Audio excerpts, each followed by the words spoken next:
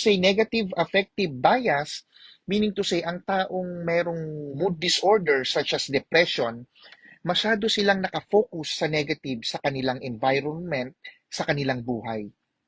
Pag nagpakita ka sa kanila ng ah, isang senaryo, isang scenery, or isang picture na may mga taong masasaya, madaming masasaya, mas nakafocus sila sa negative. Ang mas nakikita nila mga taong malulungkot o mapapansin nila parang yung shade ng scenery ng painting is medyo malungkot o medyo dark o medyo ano.